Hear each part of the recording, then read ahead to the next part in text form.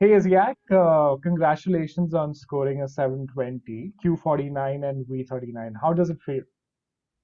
Feels good, DJ. Thank you. You're my hero, man. Perfect, Thank yeah.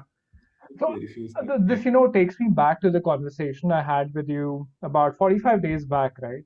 And you came to me and gave me a problem statement and said, listen, this is my score right now. And at that point of time, your score was 690. And you said, I have to get to 720 in this amount of time, which is around 40, 45 days. And you Right. were very, very determined. You said, I have to do it.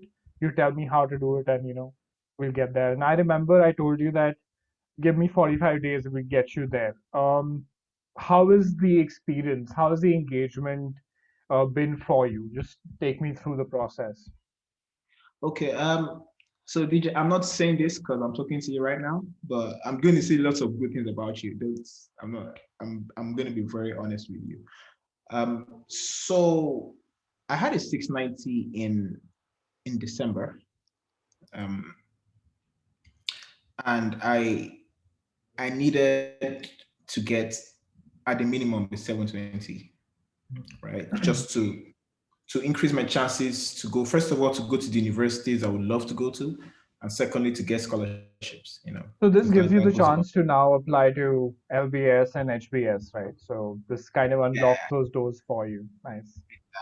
exactly, right, exactly. So when I came to you, actually, it's a funny story. After my 690, I I got on the GMAT Club um, portal, right? Hmm. That was the first time because I never used that before my 690.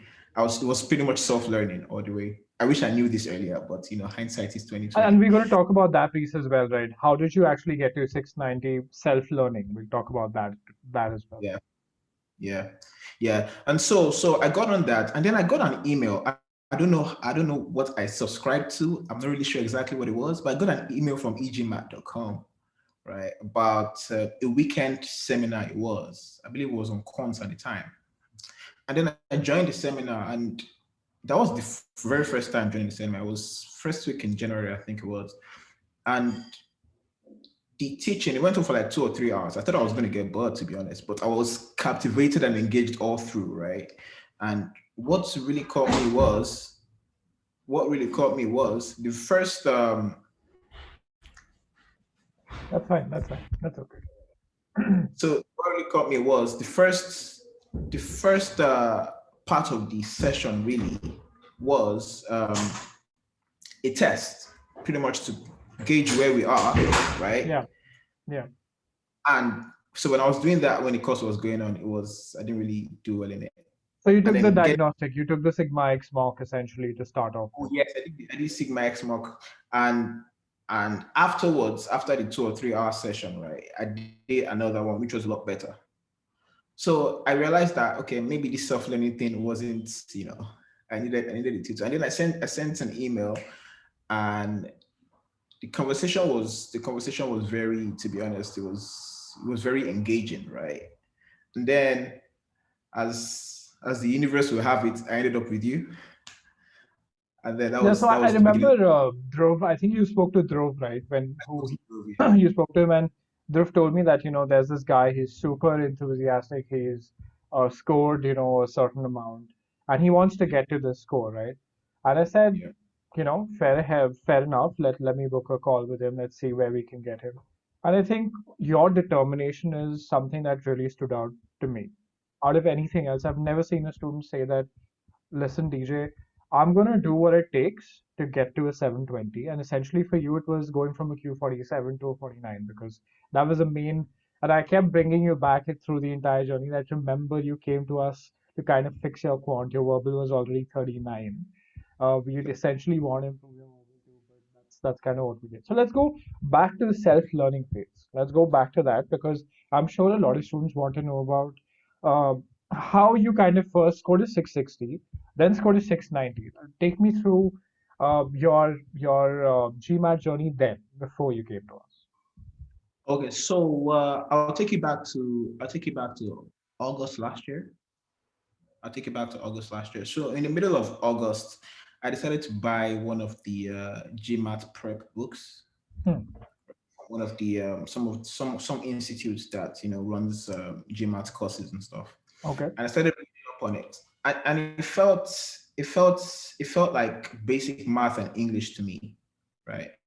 So to be honest, I don't think I took it that seriously, if I'm being honest with you, first time. So I was like, you know what? Let me register for the exam.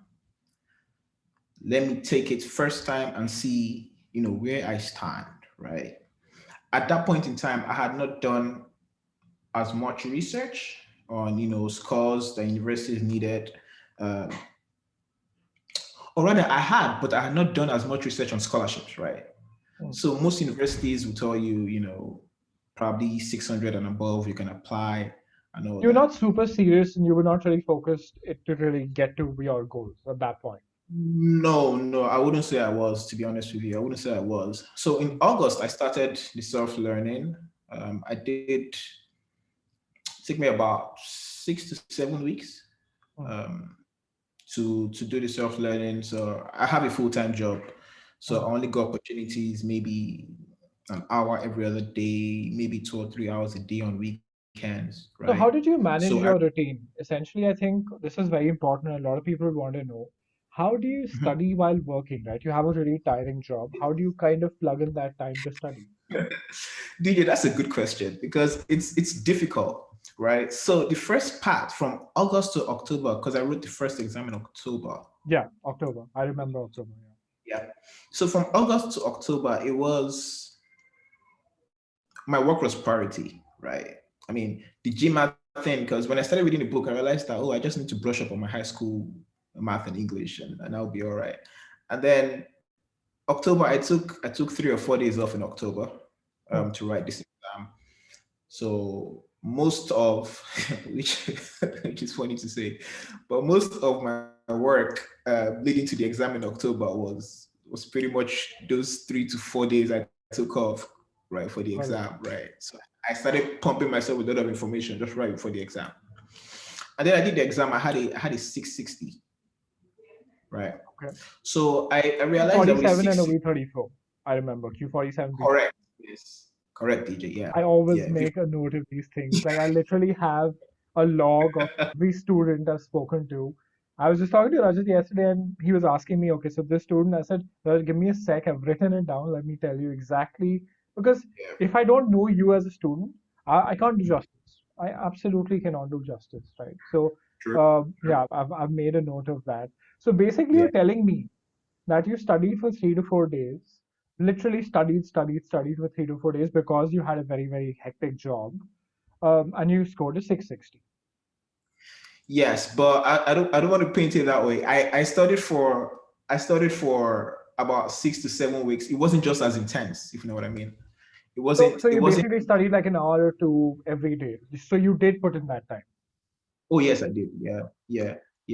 Every day or on weekdays it was usually probably every other day, Hmm. maybe not really every day. Um, so when I wrote the exam and I got a 660, I realized that, oh well, actually this is a good score to apply to some universities, but I may not get an interview. And if I do, I might not get to go in. And if I get to go in, I most likely might not get a scholarship, right? Yeah. So I did the same thing in terms of self-learning, but I was more dedicated, right? Hmm. So there was a little more dedication in my self-learning. I did not, now I'm not sure exactly what it was, but I didn't know of e-GMAT. And if I did, I probably didn't pay attention to it. Hmm. Right. So after my exam in October, it was quite funny because I wasn't happy with the results because I felt like Hmm. I'd done better. So I So was what were your literally takeaways? What were your takeaways or main learnings from that 660, for example? so the first the first I did quant first. I like maths a lot, so I did quant first, right? The first few questions, and I read that it's the way the GMAT questions are. It's dependent on what you get right or what you get wrong. That determines the next question to come. So ideally, you would think that the first few questions are like the easiest. Hmm. But when I go into the exam, I just kind of went blank. The first few questions were like I was thinking, I'm not sure I did that well in this, to be honest. Um, So yeah, that's how that went. And then I got into it. And then I did the verbal, Hmm. which I thought was better. Funny enough, which I thought was better. And then the results came out, and my math was 47, verbal was 34. Hmm. Now, bear in mind, DJ, when I was doing this, I did not necessarily know what a 34 meant or a 47 meant. To be honest with you, I You wasn't had that. no frame of reference on what a I, good score looks like. I had no frame of reference, I just, in my mind, I was thinking that yeah, if I get over a 700, I'll be okay. And then I got a 660. I'm like, okay, you know what? I need to actually develop a schedule for myself, which I did after the 660. But before I developed the schedule, DJ, the funny thing is, after I got my 660 results, I wasn't happy about it. So I legitimately went onto the website to book another test immediately. I'm not Got it. really sure why I did that, but when I got there, I realized I couldn't book it until like I think 16 days after 15, or something. 16 days. Yeah, there's a gap. Yeah, You gotta give that time. and thankfully that was a savior, right? That was a big savior for me because I felt like what, I might have made some mistakes. I So need at to that do point, this. you were in some sort of self-denial that, I'm better than this. Yeah. So I can just study a little more and get to the I 700, was right? trying, I was trying not to say self-denial, but yeah, that's exactly what it was. Yeah. That's exactly what it was. Why do I know this? Because we've all been there. Like, I have legit done this myself, and I said, listen, I'm smarter than this. It's not possible. This score is wrong. This exam is wrong. But I know, I absolutely understand. So, from that Yeah. time to November when you took it again, what essentially did you do? The first thing is you created your own study plan. Tell me how you Yes. did it. I took it again in December, actually. Okay, okay. I took it again in December. So I took it like about 7 weeks after I did the first one. And it was still soft learning. I don't know. It's either I didn't think there was no other way, or I was just comfortable with the self learning, or I realized that, oh, I got a 660 without putting in as much effort as I could have. It's the last So, one. It's the last one. So it's essentially so we I feel put that, in, I'm smarter than this. I can put in more effort. If let me see by yeah, putting in more effort, can I get a better score? Which you did. exactly. Mind you, you did. Yeah, exactly. So I put in a study plan. I couldn't because my work gets quite intense, and we had a lot of. It was getting towards the end of the year. We had a lot of KPIs, so I couldn't afford to take time off work because we had a lot of things to close out before the year ran out. Hmm. So I had to create a study plan with my work. So instead of doing things infrequently, I was doing probably an hour every day. Just randomly go online, find GMAT questions, But slightly study. more consistent than last time, Oh, I assume. definitely. Oh, definitely, yes. And then the time came in December for the exam, and then just before you click on the next button to show your results, in my mind, I'm like, yes, this has to be like over 7. Like I got this because Hmm. I felt a lot better. So DJ, this is the irony of it, right? I felt a lot better than the 660 results. Like I felt like it was about 60, 70 points better. And then I clicked on the next button and it said 690, and then my heart just dropped. I was like, oh wow, okay, cool. And then at that point in time, I'd already told myself after the 660 that I'm just gonna write the exam 2 more times after the 660. That's pretty much what I told myself. So when the 690 came out, I didn't think there was anything else I could bring to the table, if you know what I mean. Like I didn't think there was anything else I could add to it because I put in the work from October. Actually, 2 weeks after 2 weeks after the 660 DJ, I did not go into GMAT anything. I was just pretty much pissed at it. I'm like, you know what, just um, I'm done with this, right?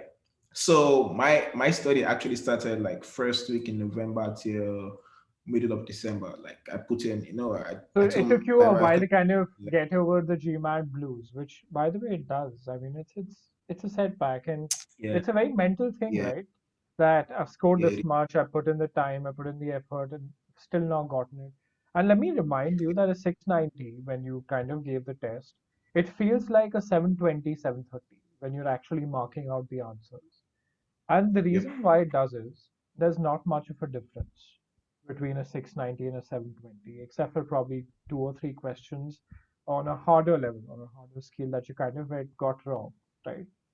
And that's Yep. precisely why you felt so. And then in your heart, you must have felt that I gave it my best shot and it's still not working.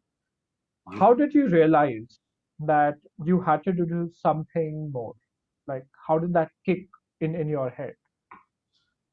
So I realized that first of all, I could do better. Firstly, second of all, I mean, there is 110 points between 690 and 800. Why am I not getting that? Right, right. I mean, if and then I went online just to see whether the 690 was Good normal enough. or it could be Yeah, better, right? yeah, And I saw that yes, it's good enough, but a lot of other people are having the 720, 730, 740, 750s, right? yeah. And you know, work hard pretty much. Most of So the that most of 30 or 40 point jump kind of is where you change lives. And I think that is key because I give you 10 more points, you go to 700. That 7 comes in front of your GMAT score. That's a massive take. Then you go into the 720s and say, now I can start thinking of scholarships. I can start thinking of the really good schools. And the yeah. base or the median salary of an okay school to a good school can vary between 70,000 dollars per annum to $140,000. That Mhm. is the money that kind of changes your lives, especially when you don't have to pay for an MBA. That saves a lot of time and money. So I Yeah. get it. I totally get it. So what kind of drove your decision that okay, I've given this exam about a 690. How and when should I give it again? Yeah. So one thing I knew for certain after the 690 was I couldn't be any more dedicated to self-learning like I was the 5 weeks before that. So something had to change, right? It's Yeah. either there's questions that I probably would never just get an answer to, or I was just attacking the questions the wrong way, Hmm. or there were some basics, that were missing somewhere. Because doing the self-learning and all that, it gave me some level of confidence in getting the job done really. So after the 690 came out, I'm like, okay, well, let's see how else we can handle this. And of course, again, similar to the first exam, after the 690 for 1 week, I was like, nah, I'm not even going to touch this. In denial. Just Yeah, yeah. I know. yeah, It's like I, getting over a bad breakup. Like you just need to kind of get over it, move on, and then say, okay, I'm going to put yeah, myself out there again. But yeah, yeah, that's just how yeah. it is. That happened. That happened, DJ. So yeah, so for like 1 week, I couldn't. And to be honest with you as well, even if I wanted to go right back into it, I couldn't because I had a lot of work going on. Like my 9 to 5 was and is still very hectic. So Hmm. I had to focus on that. So I think I came to you exactly on the 5th of January, if I'm not mistaken. Correct. Absolutely. Yeah, that's the date. So from 31st of December till the 5th of January, I was trying to figure out how to handle this. And Hmm. bear in mind that I had like 1 or 2 weekend sessions with you guys already. Hmm. Um, so by way of form, I got in touch with Dhruv. Dhruv was quite helpful, of course. And then he linked me up with you. And then our journey pretty much started um, first week in January to the second week in February, about 5 weeks thereabout. Hmm. And yeah, so when I came to you, we had a very frank conversation. I mean, that was the first time both of us were talking anyway. So it was frank, it was straightforward. And I told you the story of my 660 to 690. This is where we are. You know what? I completely forgot I told you 720, by the way. You reminded me. I know I might have said it's 700 and something number, whatever it was. Because the first And question I ask someone is, tell me what your target score is. Because I kind of need to know how much time it's going to take you from where you are to where you want to go. It's just a simple calculation for me in my head. That's all. right, It's nothing else. right, yeah, right. And then we started. You sent me a he sent me a 1 month plan. I remember he sent me a quite. I looked at it and I'm like, I don't know how I'm going to get this done because it just seemed like a lot. But then again, I knew that I had an objective in mind, really. And the one thing I appreciated about the way you handled it was you didn't give me a generic you didn't give me a generic study plan. Do you know what I mean? Yeah, I do. I do. Even before speaking too much, you were like, we're going to do the Sigma X mock test first, right? Do that and come back to me, and then we discuss, which I did. And then I think the day or two afterwards, we had another discussion, and then I had a plan for 1 month, right, to get it done, and then that's how we started. So it was taking me about. So I work 14 to 15 hours a day, my actual work, Yeah, right? And I think what might have helped me was because of the precarious times that we're in, everybody's working from home. true. So I'm at home all through. So there is no traffic to Yeah. deal with. So as soon as I'm done with work, I start work like maybe 7:30 in the morning. I'm done with work like 8 p.m. thereabout. And then I take a break. And then from like 9 p.m. to like 12 a.m. or 1 a.m., I'm on this study plan. And I did that. I think I felt ill at some point because I was the only time I had to myself was 6 hours of sleep and 1 hour break at some point during the day. So And I it kind was of like to stop here and I want to say something. So essentially, you're working a 12-hour day. You spent 3 hours after finishing your work on that plan because yep, you were committed to it and you got it done, by the way. And that for me shows that this student, no matter what happens, is going to be successful. Whether it's 30, 40, 50 days, I knew you were going to be successful. And I love investing time in such people because I could see it in your eyes as that fire in some or fire in the belly to kind of get to the score, right? And you had that in you. And this is proof of that, Ishaq, because if you can study for 3 hours after a 12-hour workday, I'm sorry, but even 720 doesn't do justice to the amount of effort you have actually put in. And I mm, know this because I've seen your mock scores as well. yeah, yeah, But again, I really, this is just, I'm just stopping here to kind of appreciate the effort that you put in from your end. And people tend to forget all of this when they're seeing these success story interviews that the guy sitting on the other end, not just this guy here, I didn't do much. I just gave you that path. It was for you to follow and you to commit to, and that's frankly quite amazing. So, you take me through the plan. Let's talk about that study plan and how you kind of went about doing it. yeah. So the study plan, because of the limited time we had, we couldn't really handle every subsection of quantum and verbal with the same intensity, right? So it was it was 70% or 70-75% quant, 25-30% verbal, right? Yeah, And I realized that, and that was when, to be honest with you, that was when DJ that I realized the impact of the scores really. Like an ideal score would be like a 50 or a 51. An ideal score in verbal probably like a 46, thereabout kind of thing, right? And I realized that when I was doing it's funny really, because when I was doing the practice tests and I was going through the GMAT plans, I realized that there were a lot of things in my quants that I was like, how did I even get 47 in the first place?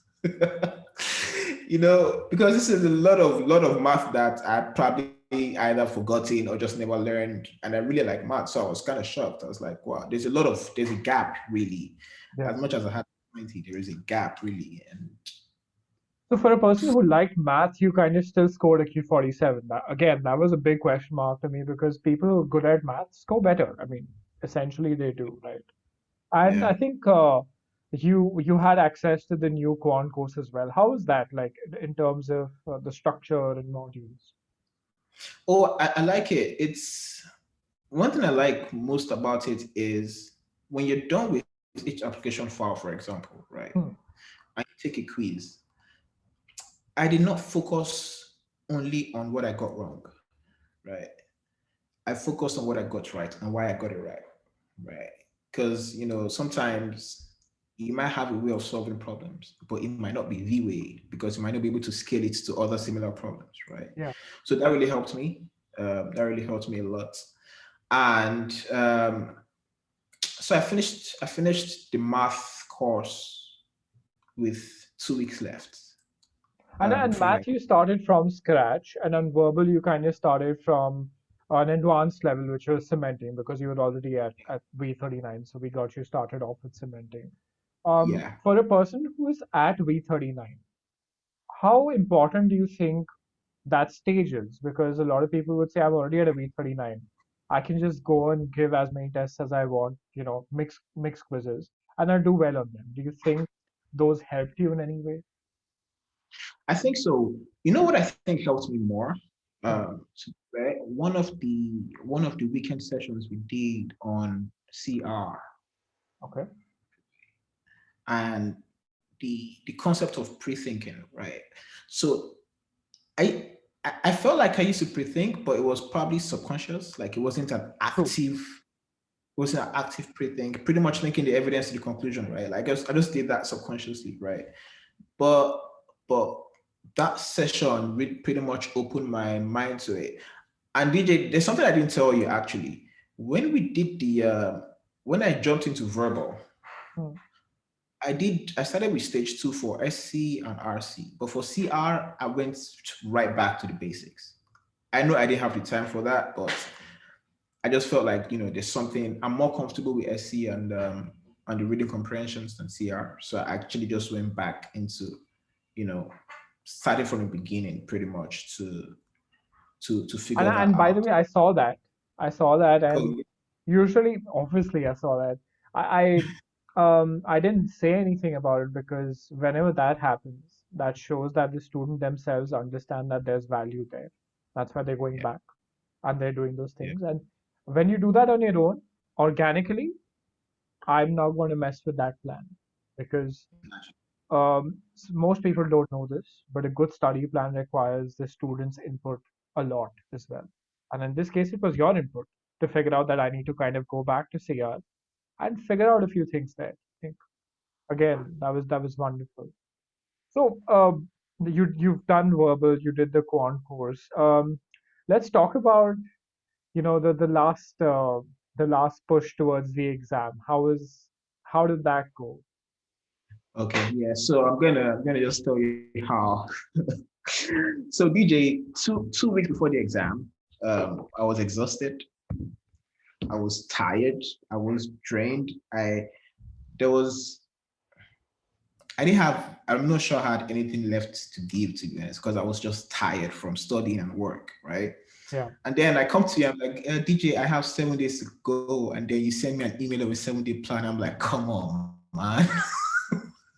What really is this? Which turned out to be a blessing, of course. So the 7-day plan, and then you go, oh yes, so it's 7 days now. I'm gonna give you my WhatsApp number. I'm like, why didn't this guy give me a WhatsApp number like a long time ago? But I can't imagine I have like 500 students anyway. It But seemed yeah, so fishy. It seemed fishy at that point that this guy is sharing the plan now. He's giving his WhatsApp number. There must be something wrong. I like, why didn't you give me this from like the first week in January? But yeah, so the 7-day plan was Diabolical. a That's the word, by the way, for it. It's thank you. diabolical. Yeah. It's mental. So yeah, I think I did like 3 mock tests in between thereabout. Um, every other day I had to do some custom quizzes. I had to do a few readings on some application files. It was pretty much bringing what I learned into one whole box in readiness for the exam, which was good, which So was I very good. remember, Isiak, you were the first student that I have done this with, and I'm going to do this now. I I told you exact module files to do in Oh, SCCR, and exact like the numbers that go and do this, go and do that. And I think that's the yep. power of data. Yep. You know, sometimes you underrate data a lot because, and that is one thing I don't think I mentioned earlier. Like when I was doing the cementing quizzes and the custom quizzes, and I go to my dashboard, I could go to my attempts and see exactly where. Let me give you a funny example, right? Hmm. When I was doing my quants, I went on to the attempts, and I was doing very well in word problems, doing very well in advanced problems, but I was making silly mistakes in my basics. I'm like, basics of quants, really, right? So, and it just clicked, right? You cannot go to the hard questions without scaling through the medium questions. So you can be as comfortable as you are solving hard questions, but you have to not lose guard, you know. So data helped me with that, you know, because I realized I was making, I didn't want to go there. I think I ranted to you at some point about that.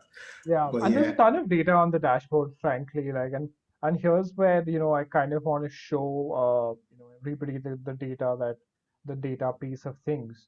I mean, if you look at your account here, essentially, can you see my screen over here? yes, yes, Yeah. yes, yes, So I mean, fine. this is a dashboard, and if I see that on hard level questions, I'm kind of fumbling here. So this is something I need to focus on, which is why you went back to geometry, you went back to word problems, you did the course again, kind of that feedback, and a medium questions, everything is fine. So for me, these are success metrics if you're kind of hitting the 70% mark, and then this also gives me and tells me, and here's the fun fact about data.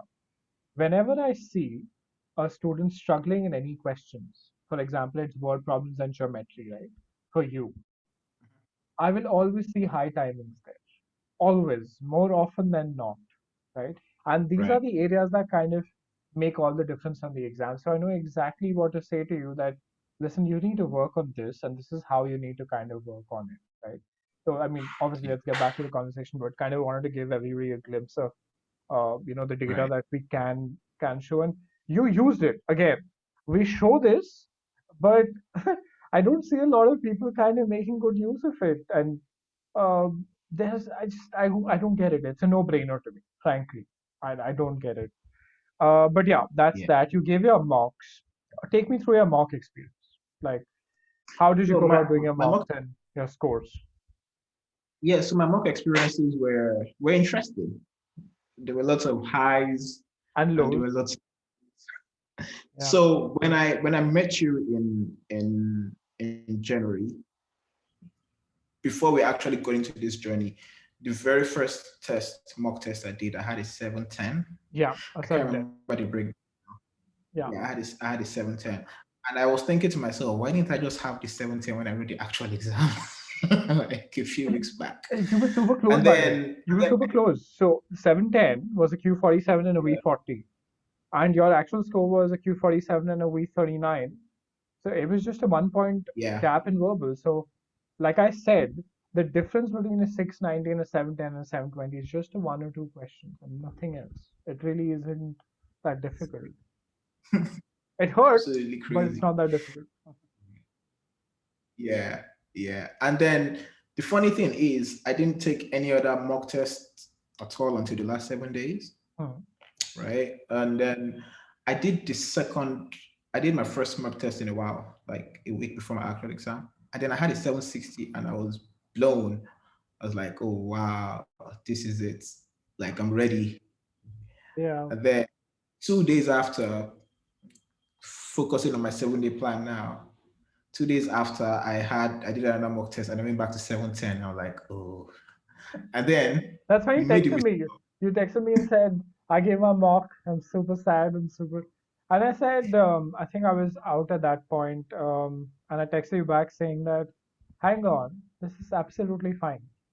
This I rather have you kind of fail here now than fail yeah, later. yeah, yeah. So yeah, I had a 710 in the second mock. Yeah, I wasn't so happy about that really. Because the reason why I wasn't happy about that was this was the exact score I had even Yeah. before coming to you, right? So it felt like, okay, so where has all the efforts, gone? And then 2 days, 2 or 3 days before my exam, I had the last mock and I got a 740. I'm like, okay, cool. Like Yeah. And then a day before the exam, we had a conversation, and then you sent me like a readiness plan, right? What you do before, what you do on the day. So I'm gonna I'm gonna make some confessions. So one key thing you said we should do was get a good night's sleep. I did not get a good night's sleep to I to be honest. and I know that. I mean, but it's still my responsibility towards you to kind of say that because I know that a lot of, I mean, it's anxiety and I get it. Uh, Yeah. but I wanted you to kind of have that in the back of your mind. Hmm. Hmm. So I did all that the day before. I just went through a few questions. The morning before the exam, because my exam was at 1 p.m. my time. Hmm. Um, so from like 10 to, I go to the venue at about 10 a.m. in the morning Hmm. for about an hour and a half. I did a few tests just to prime myself up, Yeah. So just you did those that warm up exercise basically. yeah, I did the warm up. They were How not good helpful by the is way. that? How helpful is that? Honestly, honest It, confession. it is. I felt like it was helpful because it felt like I was doing the test before the test. If you know what I mean, like Yeah. Yeah. yeah, yeah. It wasn't me seeing the questions for the first time because it happened like the last two exams, the first few questions. I'm like, what is this really? True. But yeah, when I did the readiness tests, they were quite helpful. Got it. And then I got into the so I got into the exam, right? And then I was genuinely worried because I felt like I might actually go even less than a 690 I did. Because now I did verbal first, as I did with my mock test. My last two exams I did quants first, Hmm. really. But my mock test so far I did, and one thing you said was if you be doing the whatever you did with the mock test, just do with the actual exam, Yeah, right? you got to replicate that because your brain is kind of used to seeing that structure. So you have to kind of go ahead and just do that. Yeah. So I did, I did verbal funny enough, and I was like, wow, it's either it is harder than what I've done, or my brain is just blanking out, or I'm just tired and everything. I did that, and I'm like, yeah, I don't think I'm gonna get anything higher than a 40 in this, really.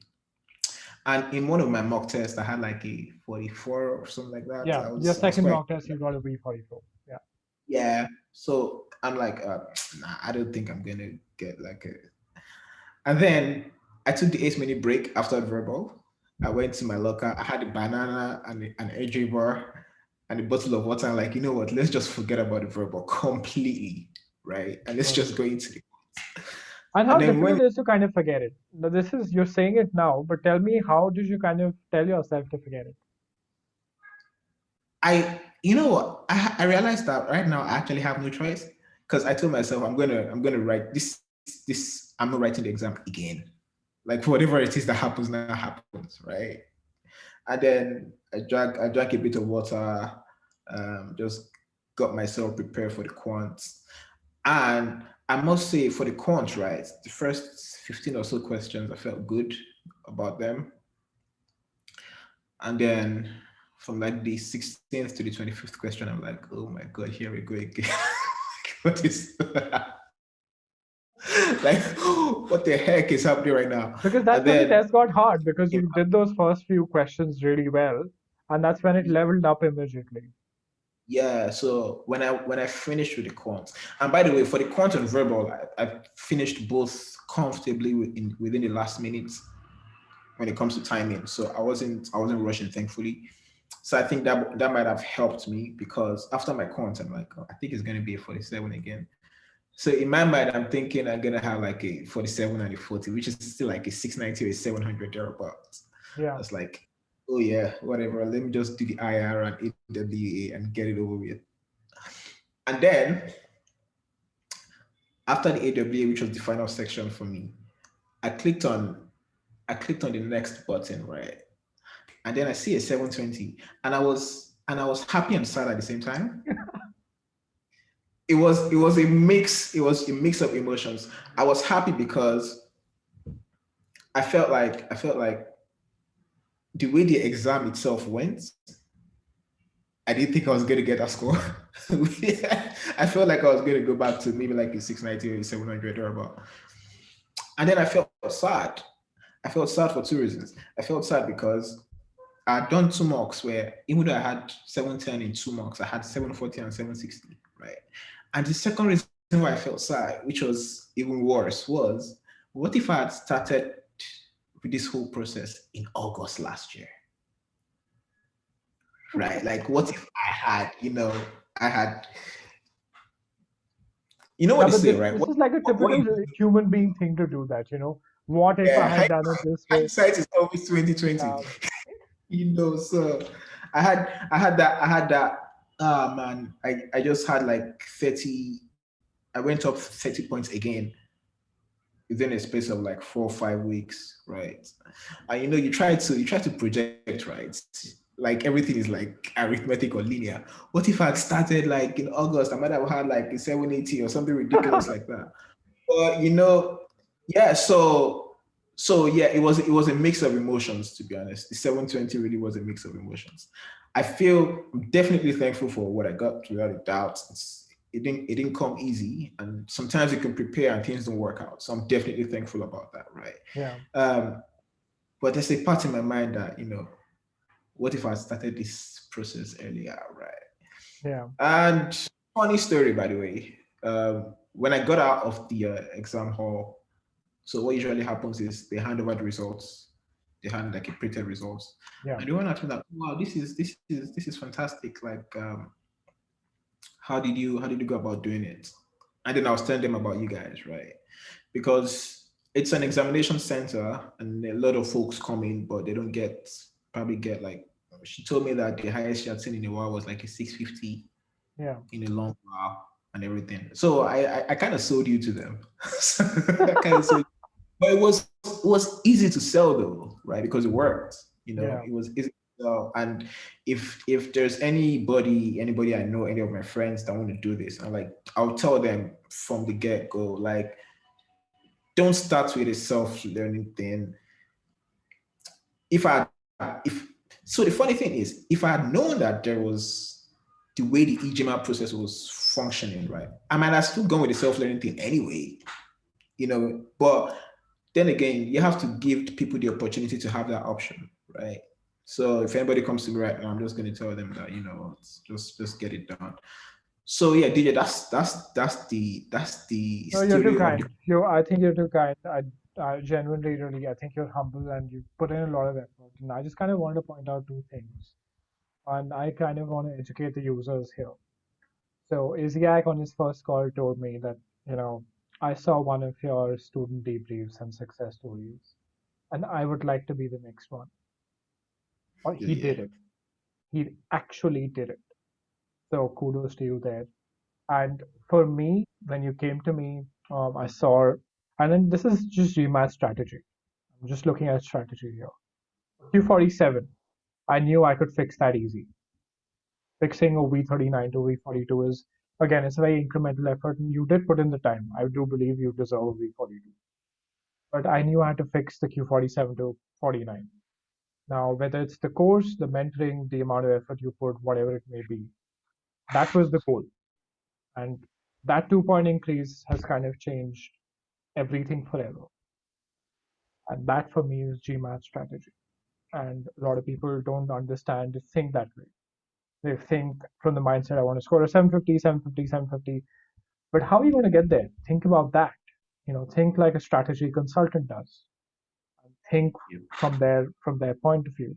So again, congratulations. I'm super, super proud of you. And thanks, DJ. I know that you're going to stay in touch with me. Definitely going to help you with the next few steps, and we're going to see this through. And yeah, Mhm. I just wanted to wish you all the best for the future. Thank you, DJ. Same my regards to Drew as well. It was quite helpful I at the told start. him, I told him today. I texted him today, and he's super happy. He's like, cannot be happier because, let me tell you, Isiak, for us in this business, there's nothing better than hearing when one of our students or someone we interacted with did well. Mhm. Because for human beings, and this is selfish, by the way, to make a change in someone else's life is probably one of the biggest human motives throughout history. And if you can just do something to someone else, for us, that makes our day. For him, it actually made his day. Hmm. And yeah, he's stoked about it. Yeah, that pretty much sums it up. We will definitely stay in touch. And thank you again. Definitely.